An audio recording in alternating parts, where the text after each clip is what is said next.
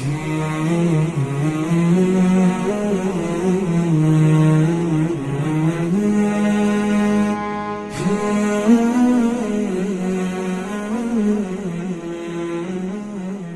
لله رب العالمين، وأشهد أن لا إله إلا الله وحده لا شريك له، وأشهد أن محمدا عبده ورسوله. ثم أما بعد، احرص على الموت توهب لك الحياة. نعم، توهب لك الحياة الكريمة العزيزة. هكذا فهم الصحابة الحياة، ولم يبالغ خالد عندما أرسل لملك الفرس: لقد جئتكم بقوم يحبون الموت كما تحبون أنتم الحياة. نتحدث اليوم عن رجل من هؤلاء الرجال باع نفسه لله والله اشترى. لم يخشى الموت، بل كان يخشاه الموت. كان صنوا للشجاعة.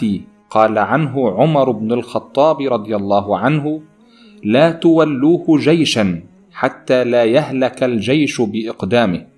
إنه الفارس المغوار، إنه البراء ابن مالك ابن المجد والشرف. فأمه هي أم سليم بنت ملحان صاحبة بيعة العقبة، وخالته أم حرام بنت ملحان حميدة البر وشهيدة البحر.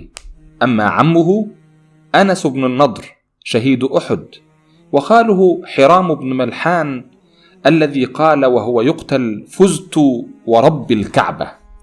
أما أخوه فمن الشهرة بمكان، فهو خادم رسول الله صلى الله عليه وسلم، أنس بن مالك. البراء بن مالك هو الباحث عن الجنة أينما كانت وكيفما كانت. من أهم سماته الجرأة والفروسية والإقدام. إنه رجل من الذين رضي الله عنهم يوم بيعة الرضوان، حيث قال الله تعالى: لقد رضي الله عن المؤمنين إذ يبايعونك تحت الشجرة. رجل قال عنه الرسول صلى الله عليه وسلم: لو أقسم على الله لأبره. إنه صاحب البطولات العديدة والمغامرات الفريدة، لكن كل هذه البطولات تتضاءل أمام موقفه يوم اليمامة. وما أدراك ما يوم اليمامة؟ يوم أن التقى 13,000 من المسلمين أمام 40,000 من جند مسيلمة الكذاب. يوم أن التقى 13,000 فقط من المسلمين أمام 40,000 من جند مسيلمة الكذاب، وقد كانوا أشد المرتدين بأسا وقوة ومهارة في القتال، فقاتلوا المسلمين قتالا زلزل الأرض تحت أقدامهم. وتقهقر المسلمون وتقدم الأعداء حتى وصلوا إلى خيمة خالد، خيمة القيادة التي يقود منها المسلمين في هذه المعركة. بل كادوا يقتلون زوجة خالد. وارتبك المسلمون، ونادى خالد نداء عاما ونداء خاصا. نداء عاما للجنود المجاهدين: أيها الناس تميزوا لنعلم بلاء كل حي، كل واحد نعرف كيف يقدم لدينه ولأمته، ولنعلم من أين نؤتى. ثم نادى نداء خاصا على شخص واحد سيغير سير المعركة. نادى على البراء بن مالك وهو يقول: عليك بهم يا فتى الأنصار. وعلى الفور ركب البراء فرسه وهتف بأعلى صوته: يا أهل المدينة، لا مدينة لكم اليوم، وإنما هو الله وحده والجنة. وزحف البراء على المشركين، وزحف خلفه المسلمون. وبرز للبراء أكبر قادة جيش مسيلمة، يسمى محكم اليمامة، وكان رجلا جسيما عظيما. فضرب البراء ضربة، لكن البراء اتقاها بدرعه، ثم ضربه البراء ضربة قطعت ساقه، فسقط محكم اليمامة على الأرض، وأجهز عليه البراء فقتله، وكبر البراء، وكبر المسلمون، وتشجع المسلمون، وهجموا على جيش مسيلمة حتى ألجأوهم إلى حديقة الموت، وأغلقوا بابها على أنفسهم، وأصبحوا يرمون المسلمين بالنبال من الداخل.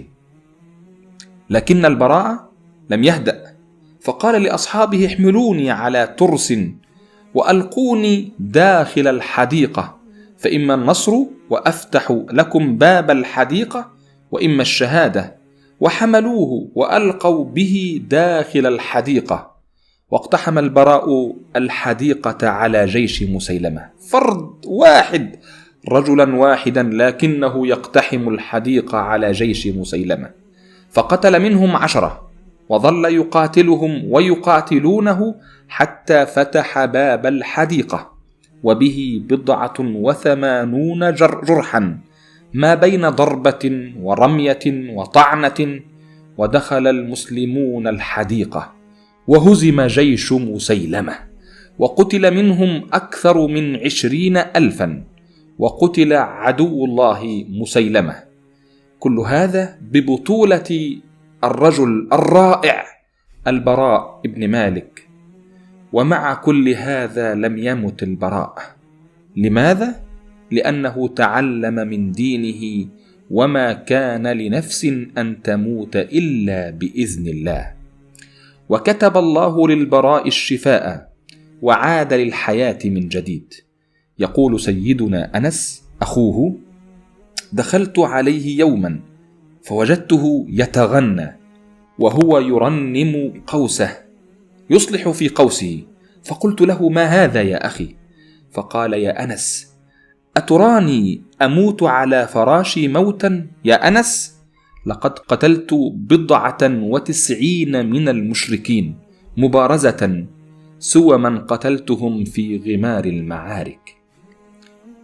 ويشارك البراء في معارك الفرس، حتى جاءوا له في إحدى المعارك بمرزبان من مرازبة الفرس بملابسه وسلاحه المخيف، فإذا بالبراء يبارزه، يراه فيبارزه، فيصرعه البراء، ثم يرى البراء الذهب في يديه فيقطع يديه ويأخذ سوارين كانا عليه، ثم يحضر البراء في آخر معارك الفرس وآخر معاقلها في معركة تستر، وبعد حصار من المسلمين لأشد حصون الفرس دام 18 شهرا، وكان الفرس يجلسون في قلعتهم وحصنهم ويدلون كلاليب من حديد فولاذية حميت في النار، ثم يلقون بها على المسلمين خارج الحصن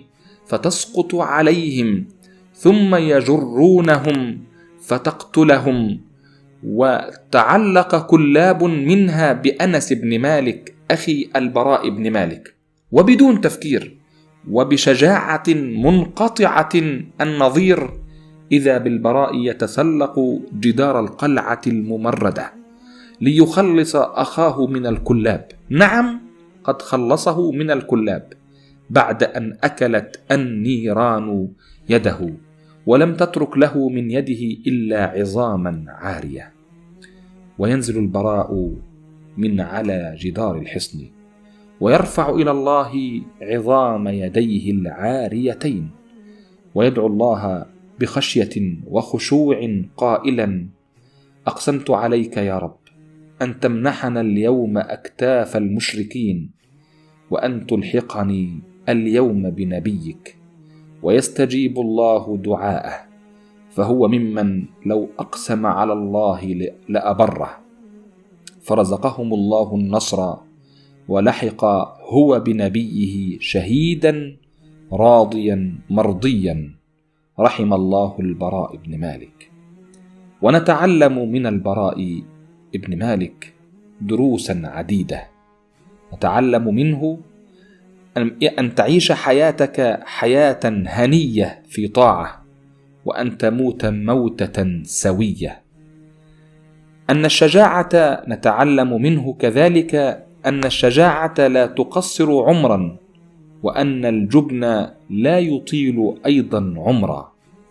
نتعلم كذلك من البراء أن الصحابة جميعا كان لكل صحابي ما يميزه بين بقية أصحابه. وأنا أسأل نفسي وأسألكم جميعا: ما الذي يميزكم بين الناس؟ أخيرا، ما الذي يجب علينا أن نفعله حتى نكون مثل هؤلاء؟ فتشبهوا بالرجال إن لم تكونوا مثلهم.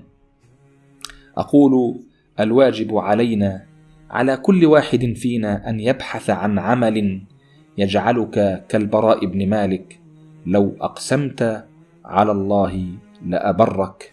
نسأل الله سبحانه وتعالى أن يجعلنا وإياكم ممن يستمعون القول فيتبعون أحسنه. والسلام عليكم ورحمة الله وبركاته.